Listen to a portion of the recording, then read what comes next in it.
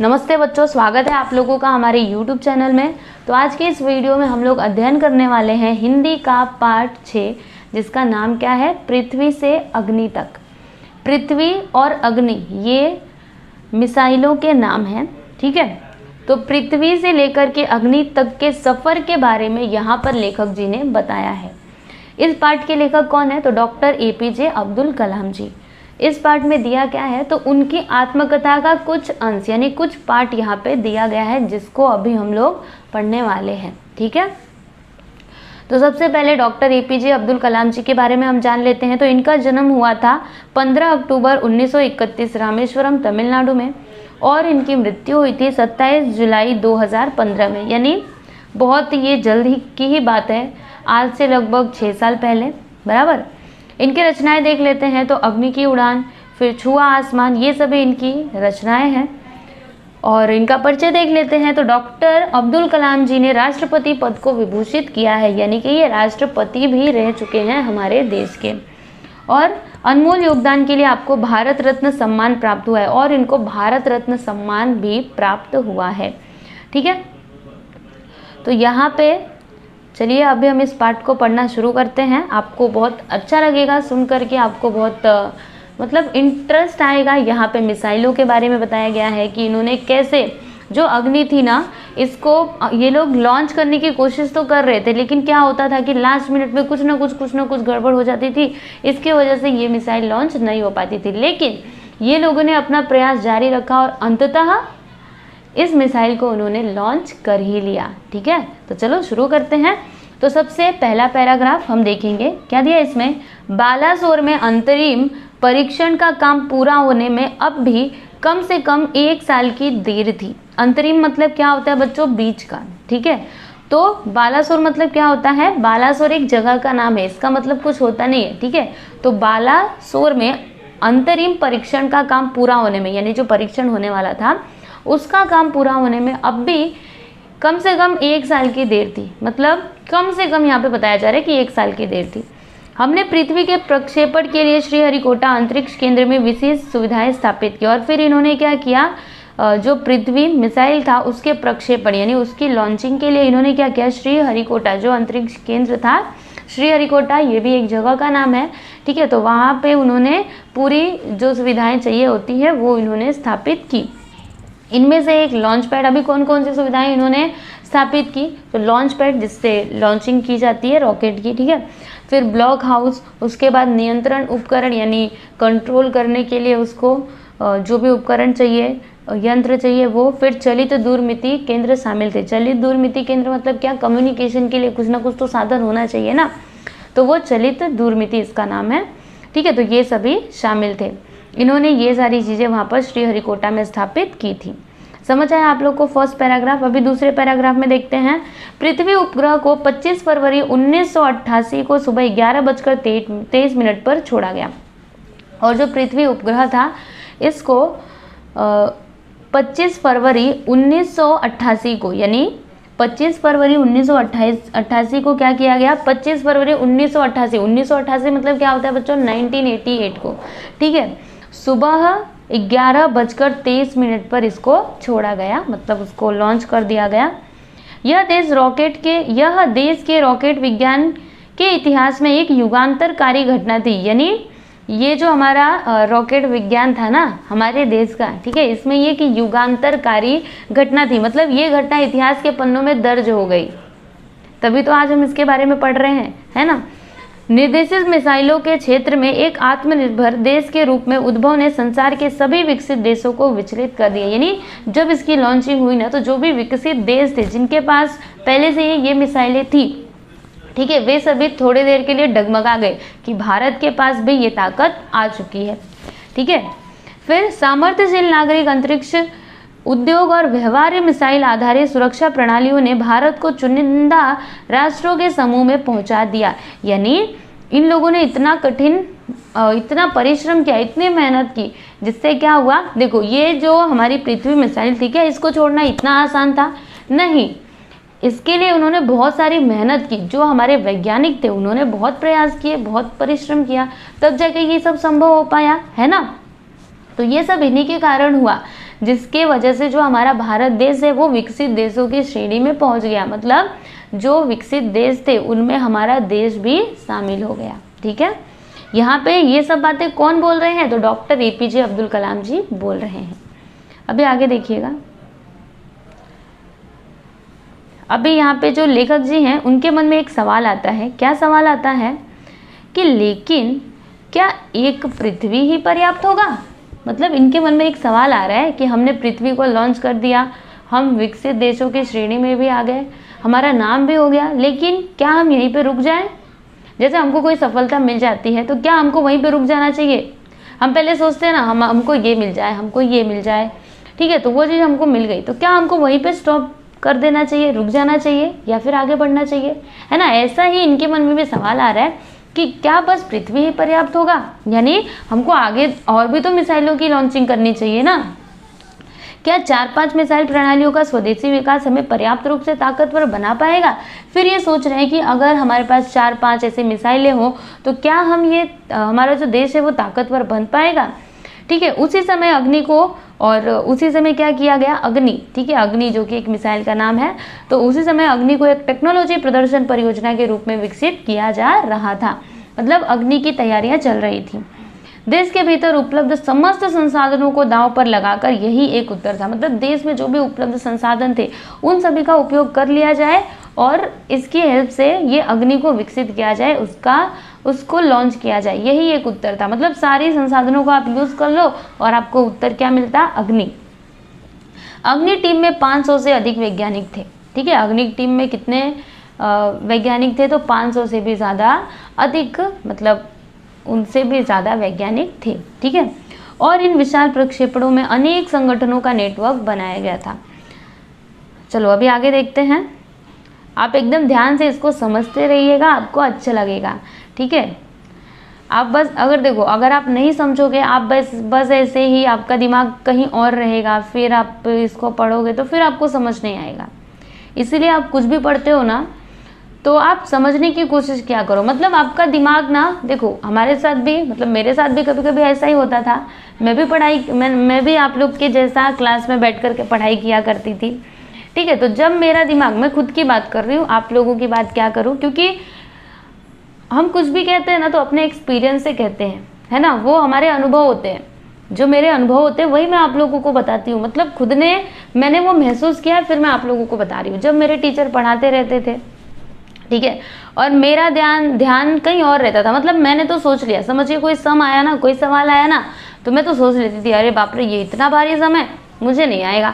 ठीक है, तो मेरा दिमाग कुछ और सोचने में, यहाँ पे टीचर पढ़ा रहे हैं, ठीक है, तो मेरे को वो समझ में नहीं आता। फिर मैं क्या करती, है ना, समझ में नहीं आता, लेकिन फिर मैं सोचती थी कि मुझे नहीं आया समझ, लेकिन बाकी जो बच्चे उनको तो समझ आया, है ना, तो उनको कैसे समझ में आया? उन्होंने समझने का प्रयास किया। फिर बाद में मैं जब उनको समझने का प्रयास करती थी ना, तब मुझे समझ में आ जाता था। ठीक है, तो वैसा आपके साथ भी होता होगा।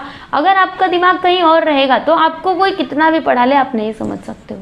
इसीलिए आप जो कुछ भी पढ़ते हो ध्यान लगा करके पढ़ा करो।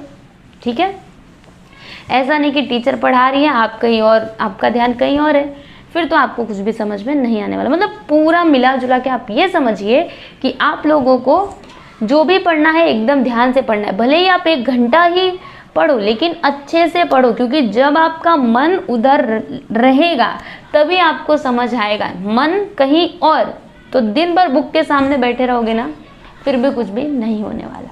ठीक है, तो चलो अभी आगे देखते हैं। आगे यहाँ पे जो लेखक है वो क्या कहते हैं कि अग्नि का प्रक्षेपण 20 अप्रैल 1989 को निर्धारित किया गया। मतलब इन्होंने डिसाइड किया कि अग्नि का प्रक्षेपण ये लोग कब करेंगे, तो 20 अप्रैल 1989 को करेंगे। ठीक है, 1989 मतलब क्या? 20 अप्रैल 1989, 89 मतलब क्या होता है पता है आप लोगों को? 81, 82, 83, 84, 85, 86, 87, 88, 89। 89 मतलब क्या? 89। ठीक है, हिंदी में आती है ना आप लोग को गिनती, याद रखिएगा हिंदी में भी, क्योंकि कभी कभी हिंदी की गिनती भी आप लोगों को काम आ जाती है। जैसे यहाँ पे 89 है, अब आपको हिंदी की गिनती नहीं आती तो आप कैसे समझ पाओगे, इसीलिए आप लोगों को समझना चाहिए। आगे वो क्या कहते हैं कि यह एक अभूतपूर्व अभ्यास होने जा रहा था। अभूतपूर्व मतलब क्या, जो इससे पहले कभी भी ना हुआ हो। ठीक है, फिर अंतरिक्ष प्रक्षेपण यान के विपरीत मिसाइल प्रक्षेपण में व्यापक स्तर पर सुरक्षा संबंधी खतरे शामिल होते हैं। यानी सुनिएगा एकदम ध्यान से, पहले मैं पूरा पढ़ देती हूँ फिर बताती हूँ आप लोगों को। प्रक्षेपण की पूर्व तैयारी की सारी गतिविधियां तय कार्यक्रम के अनुसार पूरी हो गई थी। सुनिएगा बच्चों, यहाँ पे जो लेखक जी हैं वो क्या कहते हैं कि अंतरिक्ष प्रक्षेपण यान के विपरीत मिसाइल प्रक्षेपण में व्यापक स्तर पर सुरक्षा संबंधी खतरे शामिल होते हैं। मतलब देखो, प्रक्षेपण तो होता है लेकिन अंतरिक्ष प्रक्षेपण यान भी होता है और मिसाइल प्रक्षेपण यान भी होता है। ठीक है, तो इसमें सुरक्षा संबंधी खतरे शामिल होते हैं। किसमें? मिसाइल प्रक्षेपण में। ठीक है, तो जो प्रक्षेपण होने वाला था यानी जो लॉन्चिंग होने वाली थी उसकी पूरी तैयारियां कर ली गई थी कि कैसे करना है, क्या करना है। मतलब लॉन्चिंग से पहले सारी एकदम अच्छे से सब कुछ इन्होंने तैयार कर लिया था। ठीक है, अभी देखो आगे क्या होता है। इन्होंने सब कुछ तैयारी कर ली है, डेट भी निश्चित हो गया है, इसी दिन हम लोग प्रक्षेपण करेंगे, सब एकदम तैयार है। लेकिन बाद में होगा क्या, आप देखो। जिस समय हम T14 सेकेंड पे थे, कंप्यूटर ने संकेत दिया कि उपकरणों में से एक ठीक से काम नहीं कर रहा है। क्या हुआ सुनिएगा। देखो, जैसे हमको जब ये लॉन्चिंग होती है ना तो काउंटडाउन चलता है, 10, 11, 15, 10, 11 नहीं, उल्टी गिनती चलती है, 11, 10, 9 ऐसे करके। हाँ, तो ऐसे जब भी मतलब ऐसे काउंटिंग चल रही थी तभी T14 सेकेंड पर कंप्यूटर ने संकेत दिया। क्या बोला उसने? कंप्यूटर बोलता नहीं है, उसने संकेत दिया, इशारा किया कि उपकरणों में से कोई एक ठीक से काम नहीं कर रहा है। इसे तुरंत सुधार लिया गया, मतलब उसको तुरंत ठीक भी कर लिया गया। फिर उसके बाद क्या हुआ, इसी बीच निचली रेंज केंद्र ने होल्ड के लिए कहा। मतलब उसको तो उन्होंने सुधार लिया, लेकिन उसी बीच क्या होता है, जो निचली रेंज केंद्र थी यानी जो निचली वाली रेंज केंद्र थी उसने होल्ड के लिए बोला, रुकने के लिए बोला। अगले कुछ सेकेंडों में जगह जगह होल्ड की ज़रूरत पड़ गई और अगले ही कुछ सेकेंड में जगह जगह पे, हर जगह पे, क्योंकि लॉन्चिंग होनी रहती है ना, तो ये कोई खाने का काम नहीं है कि बोल दिया लॉन्चिंग हो गई। नहीं नहीं, उसमें बहुत सारे डिपार्टमेंट होते हैं। ठीक है, सब लोग एकदम तैयारी करके बैठे रहते हैं और कुछ भी खराबी होती है ना तो तुरंत लॉन्चिंग को रोक दी जाती है। ठीक है, तो जगह जगह पे होल्ड की ज़रूरत पड़ गई, हमें प्रक्षेपण स्थगित करना पड़ा और इन लोगों को क्या करना पड़ा, जो लॉन्चिंग होने वाली थी उसको रोकना पड़ा। मतलब इन्होंने बड़ी मेहनत की थी, बड़े ही खुश थे कि अब तो अग्नि का प्रक्षेपण हो जाएगा, लेकिन लास्ट मिनट में देखा ना आप लोगों ने क्या हो गया। पर घबराने की कोई बात नहीं। अभी देखना, अंततः एक बार और ये लोग प्रयास करेंगे, उस टाइम पे भी ये जो अग्नि है उसको कुछ तो खराबी हो जाती है तो वो रुक जाती है, लेकिन अंत में वो लॉन्च हो ही जाती है। ठीक है, अभी आप आगे देखोगे धीरे धीरे।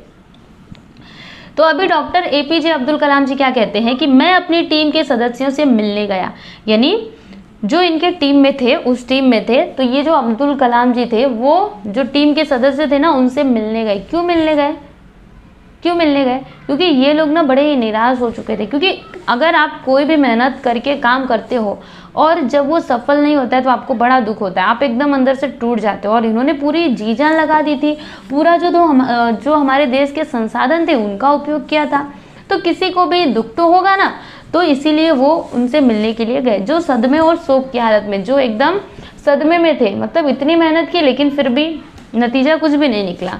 ठीक है, मैंने SLV-3 के अपने अनुभव को उनके साथ बांटा। मेरा प्रक्षेपण यान तो गिरकर समुद्र में खो गया था, लेकिन उसकी वापसी सफलता के साथ हुई थी। यहाँ पे लेखक जी ने उनसे क्या बोला, जो इनका SLV-3 के जो अनुभव थे, ठीक है, उन अनुभवों को इन्होंने उनके साथ शेयर किया, उनको बताया कि जो मेरा प्रक्षेपण यान था वो तो गिर करके समुद्र में कहीं खो गया था, और फिर बाद में उसकी वापसी एकदम सही सलामत हुई थी। ठीक है, लेकिन आपकी मिसाइल तो अभी तक आपके सामने है। ये कंपेयर कर रहे हैं कि जो मेरा मिसाइल था, मेरा जो SLV-3 था, वो तो समुद्र में गिर करके कहीं पे खो गया था, तो उस टाइम पे मैंने धैर्य नहीं खोया था और वो उसकी वापसी एकदम सही सलामत हुई थी। लेकिन आपका यान तो आपके सामने है, मतलब ये तो कहीं गया भी नहीं है, कहीं गिरा भी नहीं है, कहीं खोया भी नहीं, आपके सामने है ना। फिर आगे कहते हैं कि वास्तव में आपने कुछ भी ऐसा नहीं खोया है जिसे 1-2 हफ्तों के काम से सुधारा ना जा सके। बोल रहे हैं यहाँ पे कि वास्तव में, सचमुच अगर मैं बोलूँ तो आपने कुछ भी नहीं खोया है। अगर आप 1-2 हफ्तों तक मेहनत करोगे तो आपका ये जो अभियान है ये अवश्य ही सफल हो पाएगा, यानी इसकी लॉन्चिंग अवश्य ही हो पाएगी, क्योंकि आपकी जो मिसाइल है वो आपके सामने है, आप उसको दोबारा से उसमें लगिए, वो सफल होकर के ही रहेगा। इन विवरण ने उन्हें जड़ता की हालत से झकझोरकर बाहर निकाल लिया और सारी की सारी टीम उप प्रणालियों की जांच और उन्हें ठीक करने के काम में जुट गई। देखो, जब इन्होंने ऐसा बोला कि आप लोग इसको ठीक कर सकते हो, घबराने की कोई बात नहीं है, तब सबको थोड़ी बहुत जान आई कि हाँ, हम लोग कुछ कर सकते हो, और सब अपने काम में लग गए, अग्नि को लॉन्च करने की तैयारियों में वो जुट गए, है ना। तो आप लोगों को भी ऐसा ही बनना चाहिए, मतलब किसी की भी हिम्मत तोड़नी नहीं चाहिए, बल्कि हिम्मत बढ़ानी चाहिए। जैसे डॉक्टर APJ अब्दुल कलाम ने इनकी हिम्मत बढ़ाई, क्योंकि ये तो पूरा टूट चुके थे, अब हम कुछ नहीं कर सकते, ठीक है।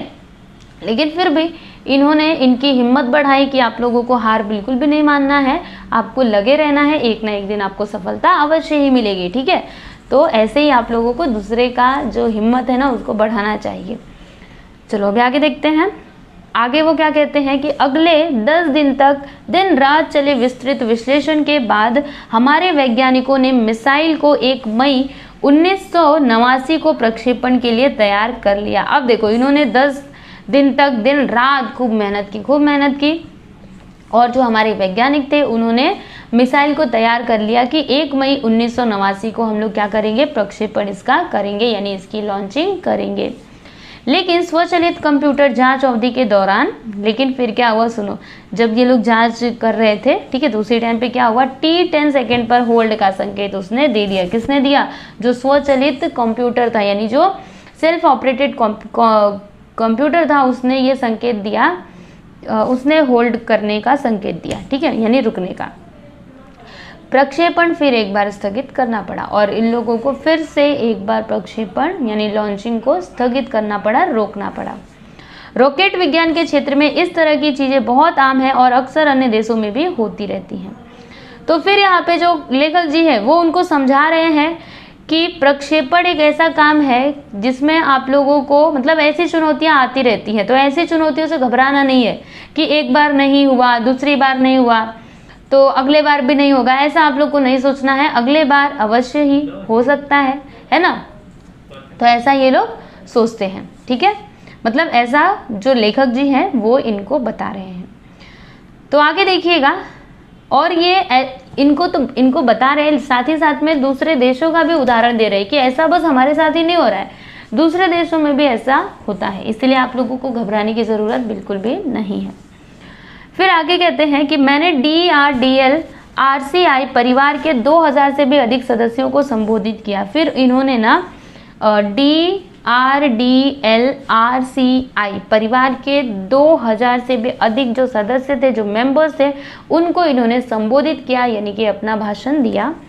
बहुत मुश्किल से ही कभी किसी प्रयोगशाला या R&D संस्थान को देश में पहली बार अग्नि जैसी प्रणाली विकसित करने का अवसर मिलता है।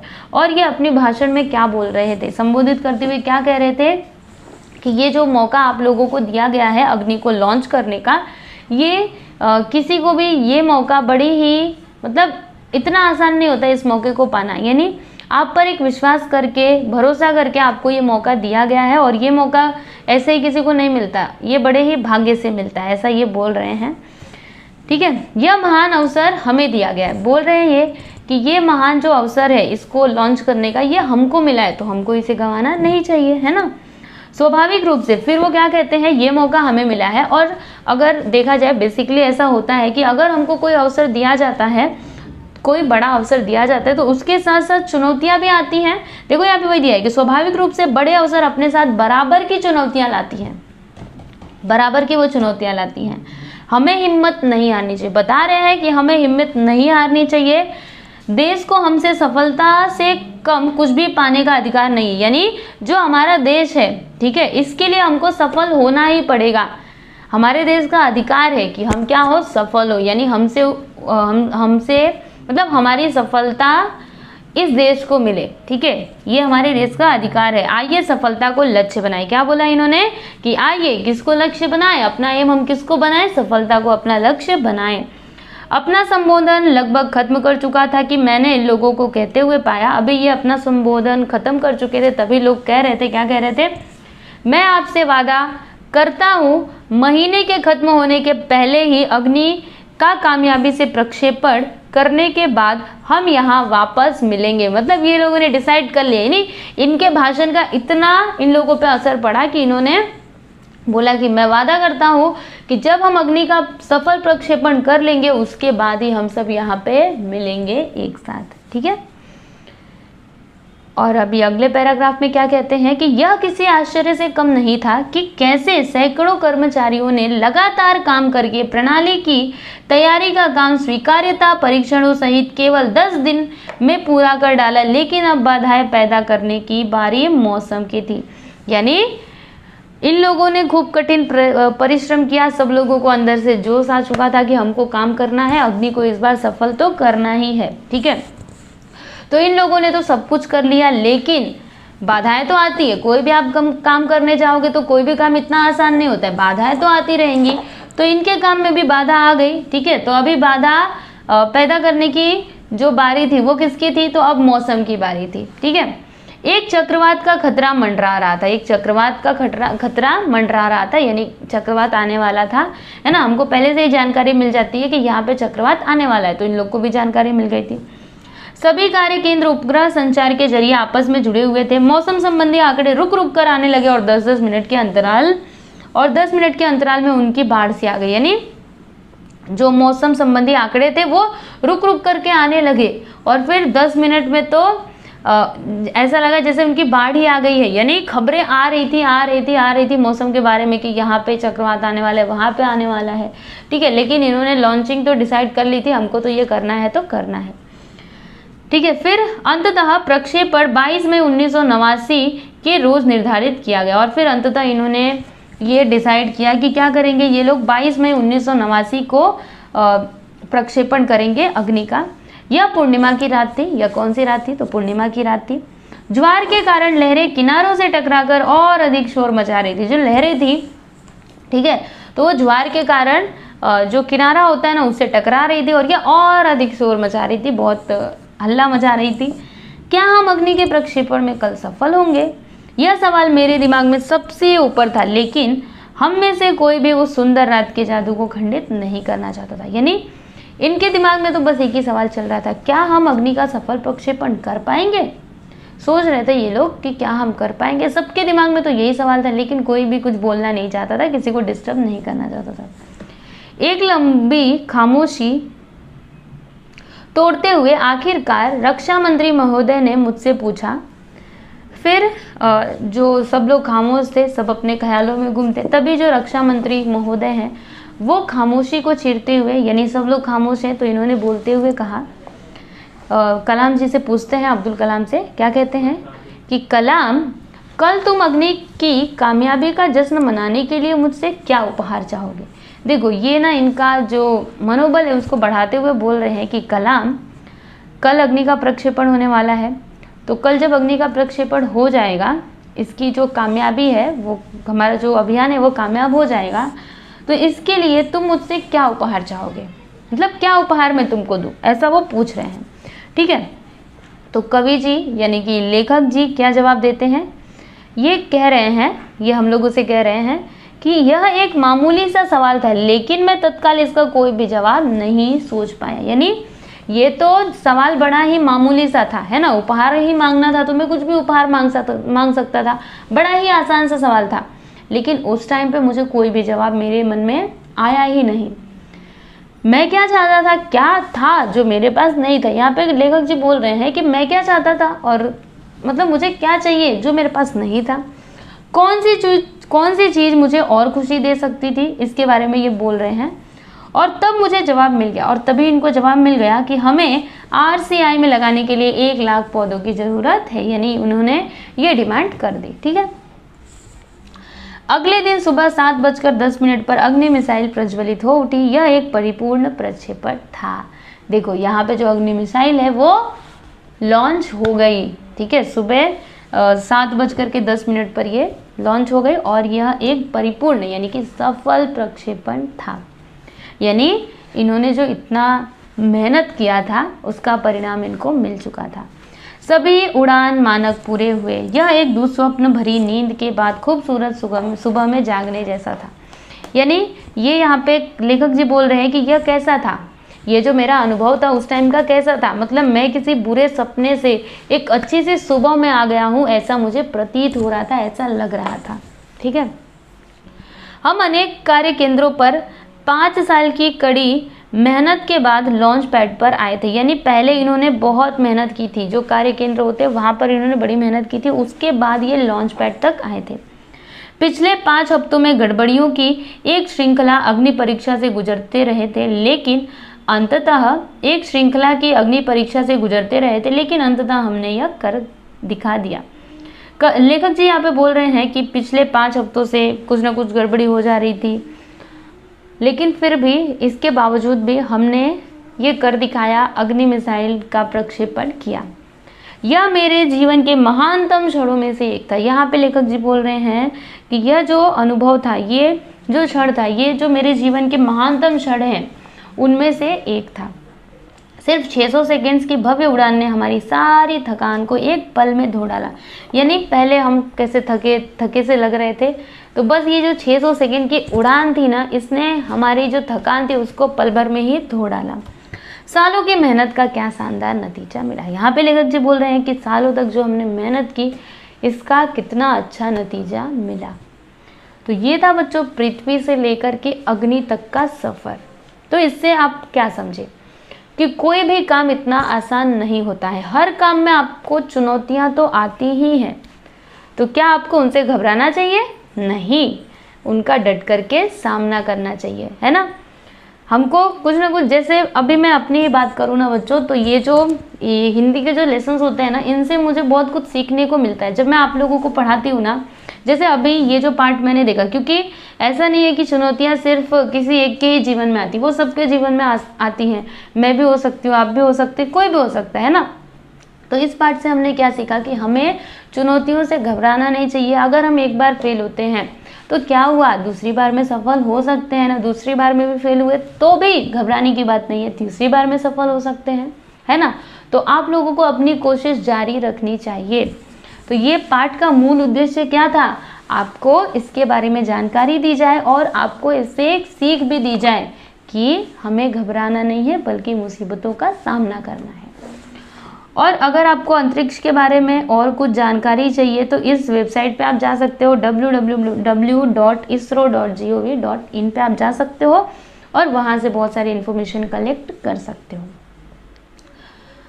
अब नए शब्द देख लेते हैं। तो युगांतरकारी यानी युग प्रवर्तक, आत्मनिर्भर, स्वावलंबी, चुनिंदा, चुना हुआ, अभूतपूर्व, अनोखा, गतिविधियाँ, कृतियाँ, सदमा, दुखद घटना, झकझोरना, झंझोड़ना, चक्रवात, बवंडर, अंतराल, बीच का समय, नतीजा, परिणाम, दांव पर लगाना, कुछ पाने के लिए बदले में कुछ लगाना। ठीक है। और साथ ही साथ मैं आप लोगों को ये भी बताना चाहती हूँ कि इस पाठ का प्रश्न और उत्तर मैंने पहले ही अपलोड कर दिया है, तो आप लोग प्लेलिस्ट में जा कर के देख सकते हो। इस पाठ में जो भी प्रश्न दिए गए हैं ना, ऐसे जो यहाँ पे ऊपर ये वाला प्रश्न दिया है, स्वयं अध्ययन, ठीक है, फिर और भी यहाँ पे जितने भी प्रश्न दिए हैं सभी के उत्तर मैंने आप लोगों को दिए हैं। तो आप उस वीडियो को ज़रूर देखिएगा, कुछ भी क्वेश्चन मैंने छोड़ा नहीं है। ठीक है, तो प्लेलिस्ट में जा कर के देखिएगा। और साथ ही साथ मैं आप लोगों को एक और बात बताना चाहती हूँ कि आप लोग मेरे टेलीग्राम चैनल को भी ज्वाइन कर सकते हैं स्टूडेंट्स।